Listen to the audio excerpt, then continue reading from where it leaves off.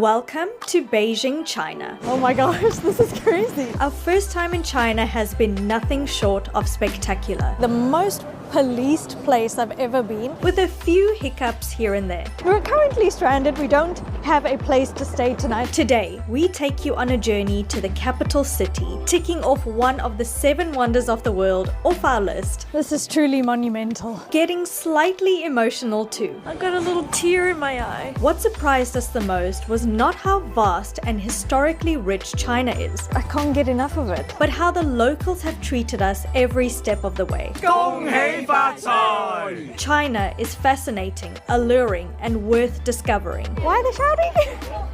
What's going on? Join us today as we continue our journey here in Beijing, China.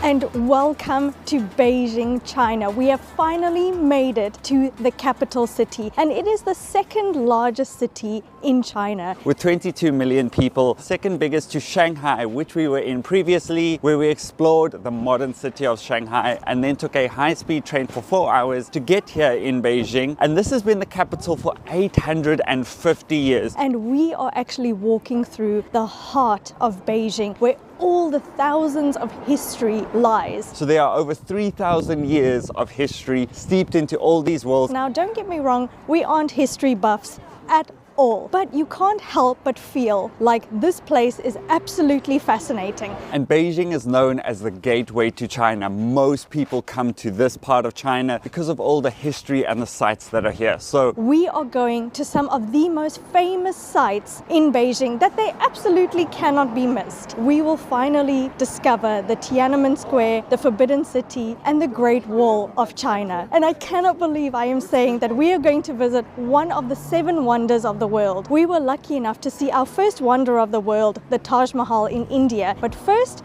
look at how beautiful these streets are of Beijing.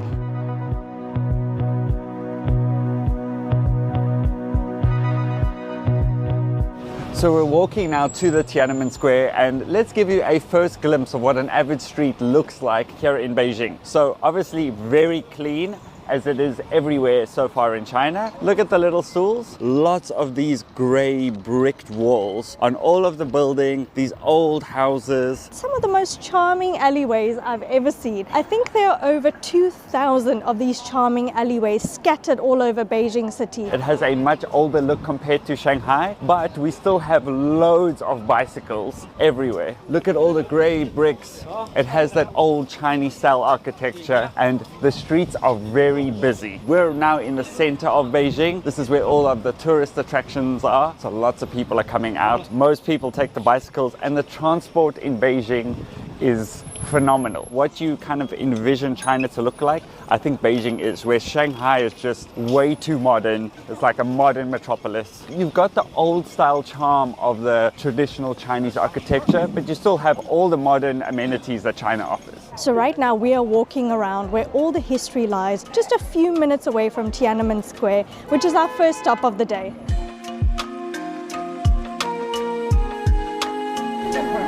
Oh, that looks so good.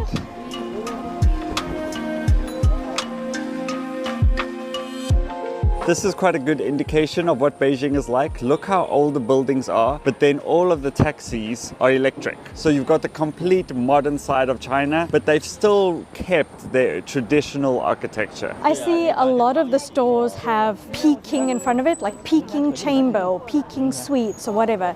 And Beijing's old name used to be Peking, hence the very famous dish Peking duck. So we're going to have to try that here in Beijing. As Chef said, there's some Peking duck Oh, wow. hanging right now. That's awesome. Look at that. I know that here in Beijing, it's also home to the Beijing pie and the Beijing duck. So I think these are the Beijing pies that we're also going to have to try. Ooh, so many good things to try.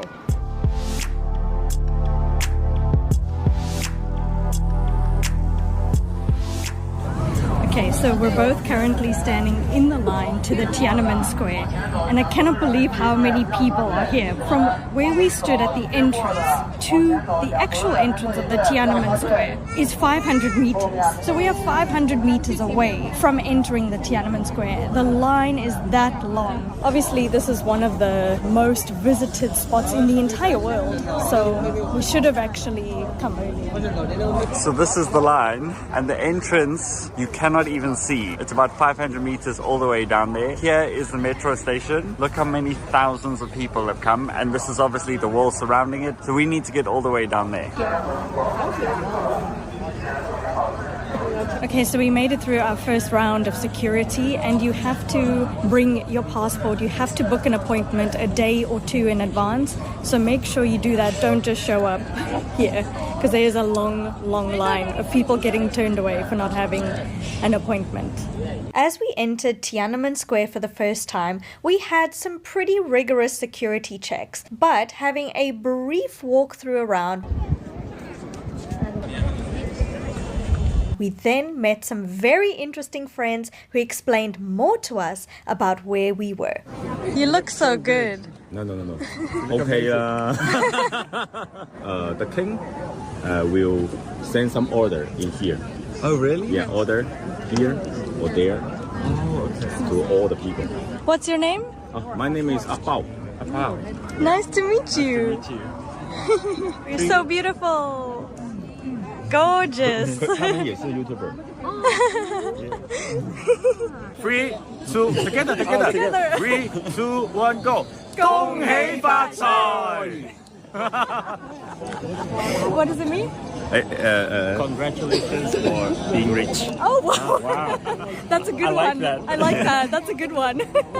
Bye-bye. But now we've gone from the Tiananmen Square, and the reason we stood in that line for so long is we're now in the Forbidden City. Look.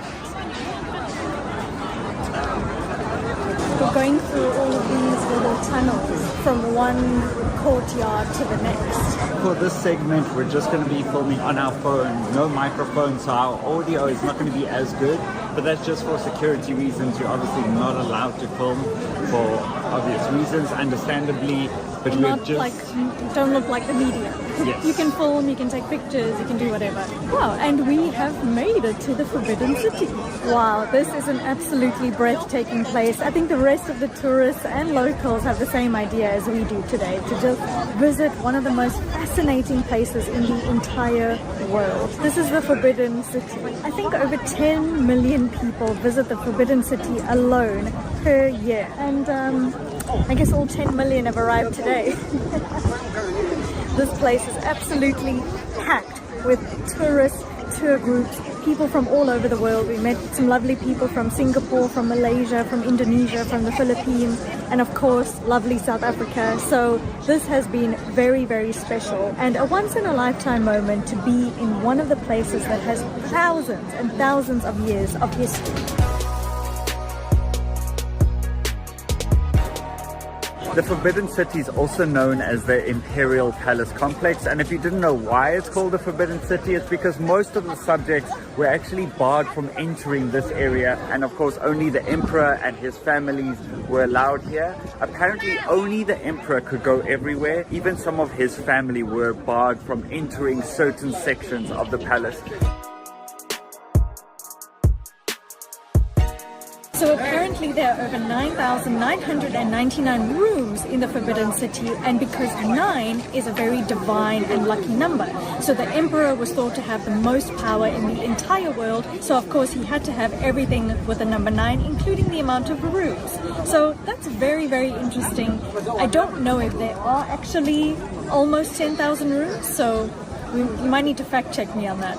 It's crazy to think that this 178-acre compound is pretty much the center of Chinese power for over 500 centuries. So, something that I really love in general, but also what I love about the Forbidden City, is that it strictly comprises itself on Feng Shui. So that means that the palace is facing south towards the direction of the sun, and if you look behind me, it is very symbolic of the elements. So you will see that the walls are red and the roofs are yellow. So the yellow comprises of the element of the earth, which is a super powerful element to the emperor, and the walls of red symbolize fire, and fire is one of the elements. So it's really, really cool to see how they comprise the elements on earth to symbolize that the emperor is the most powerful being on earth. The more you learn, you realize that it's not just a complex.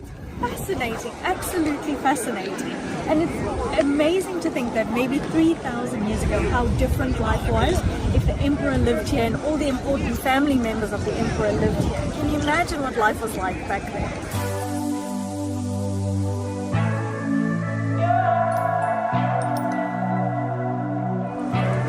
We've now entered another square of the Forbidden City, and it just shows how big it is. It's actually the largest collection of well-preserved structures on the planet, and it's about 720,000 square meters. Look how huge this complex is. This is only one of them, and in terms of architecture and how well-preserved it is, it's absolutely pristine. To think how many hundreds of years old this is. You can see all of the bricks and the cobbles are still in very good condition for being thousands of years old.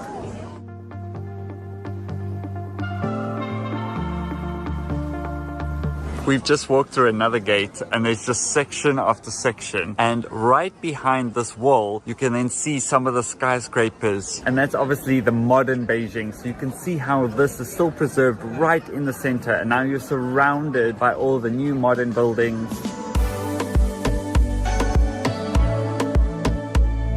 There are thousands, if not hundreds of thousands of people right here, and I can totally understand why. I think obviously if you come to Beijing, this is something you have to do. I have a fun fact for you about the yellow tiles on the roof. As you can see, there are no birds that are landing or perching onto the roof. It's because the actual roof tile is glazed, and it is so wide that the bird's claw cannot actually hook onto the roof tile, so that means they would essentially slide off, and that is how back in the day they wanted to preserve the roof tile. So this is an example. Obviously now it's all been rubbed off from the people walking here every day, but this part is really slippery, and I guess this is wide that the bird's claw kind of can't fit on. This is the bird claw. Ah, it's impossible. Great demonstration. Great demonstration.